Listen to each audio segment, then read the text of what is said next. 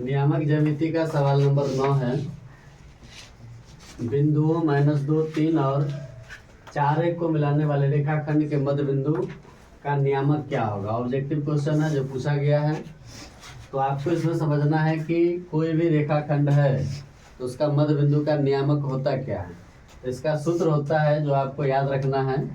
सूत्र होता है मध्य बिंदु का निर्देशांक का x1 जोड़ x2 बट्टा में 2 और y1 जोड़ y2 बट्टा में 2।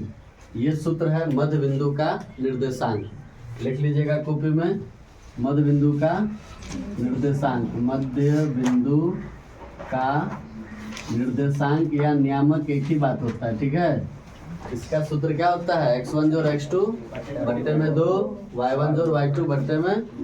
ऐसे समझना है शॉर्टकट में, तो सीधे दोनों x को जोड़िए आधा करिए, दोनों y को जोड़िए आधा करिए, हो गया आपका आंसर। तो यहाँ पे देखिए इसको क्या मानना है आपको, x1 और इसको x2 और इसको। तो हमको क्या करना है, मध्य बिंदु निकालना है। तो बिना कुछ लॉन्ग लपेटे के सीधा आपको क्या करना है, दोनों x को जोड़ना है। तो यहाँ पे x क्या है -2 और इधर क्या है 4। इसका आधा करना है, क्या हो जाएगा बोलिए, 2 बट्टे में 2 कट के क्या आया 1। ये हो गया क्या चीज़ आपका x, मध्य बिंदु का पहला। y वाला में देखिए 3 है, इधर क्या है 1 बट्टे में 2, दोनों y को जोड़ना, y1 जोड़ y2। तो क्या हो गया 4 बट्टे में 2, यानी क्या आया, यानी आपका जो निर्देशांक हो गया मध्य बिंदु का क्या हो गया 1 और 2, 1,2। ऑप्शन में कहाँ है, आंसर हो गया। समझ में आया। मध्य बिंदु का निर्देशांक x1 जोड़ x2 बट्टे में 2, y1 जोड़ y2 बट्टे में 2। सीधे याद रखना है, मध्य बिंदु जब ये बोलेगा दोनों x को जोड़ेंगे 2 से भाग, दोनों y को जोड़ेंगे। क्लियर, कोई दिक्कत है। चलो सवाल नंबर 10 है। सवाल वैसा ही है, थोड़ा सा बदलाव है। सवाल सेम है, बदलाव थोड़ा सा क्या है, इसमें दिया है कि यदि r 5,6, ये r का निर्देशांक है, 5,6 बिंदु a और b को मिलाने वाली रेखाखंड AB का मध्य बिंदु है। यानी ये जो है क्या है, वो मध्य बिंदु है। मान लीजिए कि ये a है और ये b है। मध्य बिंदु का मतलब क्या होता है, एकदम बीचों बीच। इसके बीच में ये r है और r भाई साहब का निर्देशांक है 5,6। a का निर्देशांक दिया है आपका 6,5, b का दिया है 4,y। हमको कहता है कि y ज्ञात करिए, y का मान क्या होगा, ये भी पूछा गया सवाल है। तो आपको फॉर्मूला जो बताया गया सेम वही काम करना है। तो फॉर्मूला के हिसाब से क्या बताया था, x निकालना अगर मध्य बिंदु का, तो दोनों x को जोड़िए 2 से भाग करिएगा, तो इसका वैल्यू आएगा। देख लीजिए जोड़ के, 6 है ये 4 है, जोड़ दिए कितना हुआ 10, 10 का आधा तो 5 से ही दिया हुआ है ना।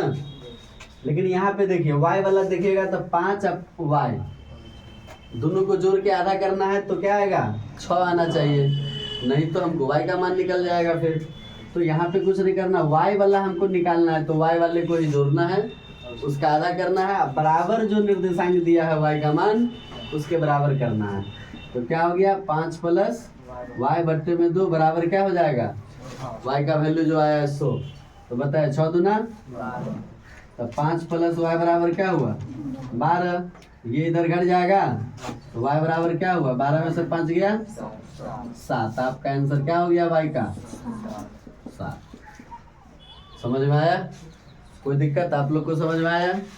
मध्य बिंदु का निर्देशांक निकालने का सिंपल फंडा, दोनों x को जोड़ के 2 से भाग, दोनों y को जोड़ के 2 से भाग। जो भी ज्ञात करना होगा, x कहेगा तो भी वही फॉर्मूला लगाना है, y ज्ञात करना होगा तो भी वही फॉर्मूला लगाना है, आसानी से बनेगा।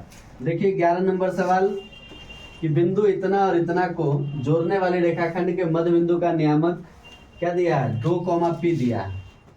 मध्य बिंदु का नियामक 2, p है। p क्या होगा, y वाला भाग है ना। अब मध्य बिंदु का फॉर्मूला क्या भी पड़े, दोनों x को जोड़ के 2 से भाग, दोनों y को जोड़ के, तो हमको p निकालना है। तो p y वाला भाग है, इसीलिए ये जो रेखा है ऐसे देखिए दिखाई दे रहा है ये। तो यहाँ पे अगर हम इसका नाम दे या न दे भी सकते हैं। ये मान लीजिए 6, क्या है -5 और ये b -2,11 है। इसका मध्य बिंदु है 2, P।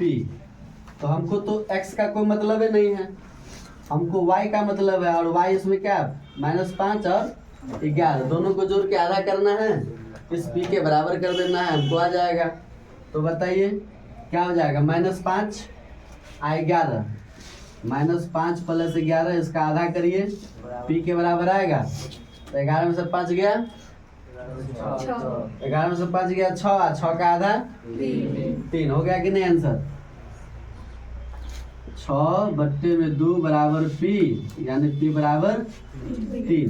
तो आपका ऑप्शन कहाँ देख रहे हैं, हो गया, समझ में आया, कोई दिक्कत, बन जाएगा कि नहीं आसानी से। तो इस प्रकार आप सवाल बन